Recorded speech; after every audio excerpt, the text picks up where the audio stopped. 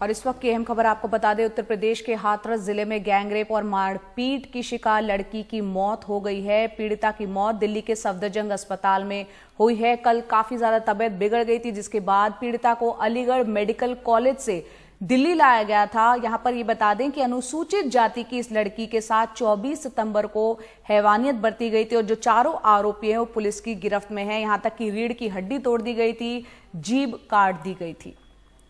हमारे सहयोगी कमाल खान हमारे साथ जुड़ गए हैं। कमाल, बेहद दुखद खबर आ रही है, हाथरस की जो पीड़िता है उसकी मौत हो गई है। क्या कुछ हुआ था कमाल, इस बारे में बताएं, और किस तरह से प्रशासन और सरकार का अब तक क्या रवैया रहा है, क्योंकि महिलाओं के प्रति अपराध जो है वो लगातार यहाँ पर बढ़ते जा रहे हैं और ये मामला भी उसमें से एक था। हाँ, देखिए, ऐसा है कि 14 सितंबर को ये जो लड़की है 19-20 साल इसकी उम्र है, अपनी माँ के साथ ये खेत में कहीं घास काट रही थी। माँ को सुनाई कम पड़ता है और माँ घास काटते हुए थोड़े आगे निकल गई थी, लड़की थोड़े पीछे तरफ थी। इन लोगों का कहना है कि कुछ लोग आए, 4 लोग आए। ये लोग अनुसूचित जाति के हैं, वो ऊंची जात के लोग हैं और उनसे कुछ गांव में रंजिश चल रही है। अनुसूचित जाति के लोगों के सिर्फ 3 घर हैं, बाकी बड़ी जाति के लोगों के वहां पे घर हैं। तो उन्होंने इसका दुपट्टे से ही इसकी गर्दन दबाई और इसको खींच करके ले गए। बाद में लड़की वहां पे, उसके जिस्म पे कपड़े नहीं थे और बहुत चोट लगी हुई थी, बुरी हालत में वो पड़ी हुई थी।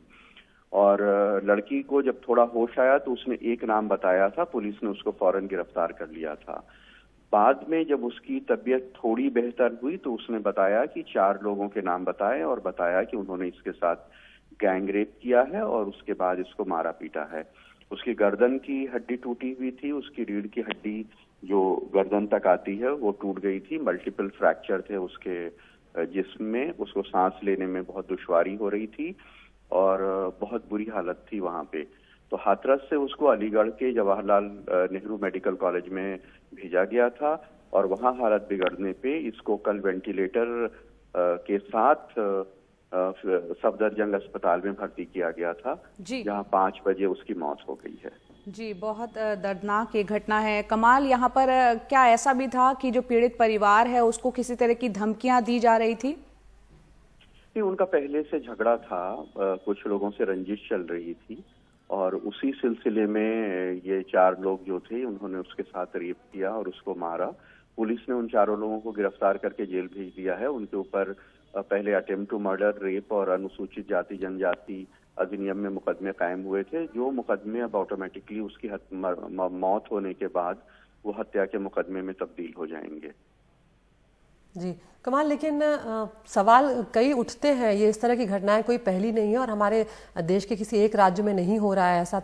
बार बार ये सवाल उठते हैं कि आखिर महिलाओं की सुरक्षा को लेकर क्या कुछ किया जा रहा है। कई कदम भी उठाए जाते हैं, लेकिन बावजूद उसके ये जो घटनाएं हैं ये बेहद आहत करती हैं हम सबको, आपको भी। आप जब इस तरह की खबरें रिपोर्ट कर रहे होते हैं, यहाँ पर इस अगर पर्टिकुलर मामले की बात की जाए तो यहाँ पर भी पुलिस के रवैये पर सवाल उठे थे, क्योंकि परिजनों का कहना था कि पुलिस ने तत्काल कार्रवाई नहीं की थी।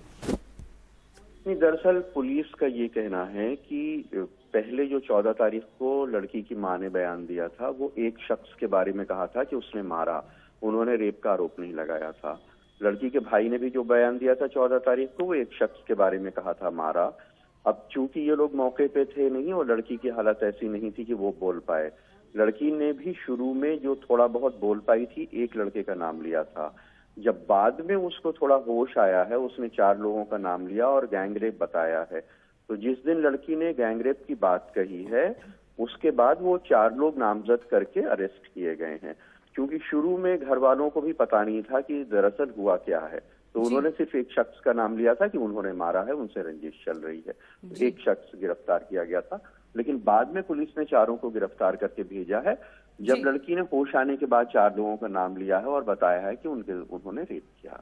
जी, बहुत बहुत शुक्रिया कमाल खान इस पूरी जानकारी के लिए। तो 14 सितंबर की एक घटना है जब नाबालिग लड़की अनुसूचित जाति की, उसके साथ ये रेप हुआ। तब दिल्ली के सफदरजंग अस्पताल में क्योंकि रेफर किया गया था, वहां इलाज चल रहा था।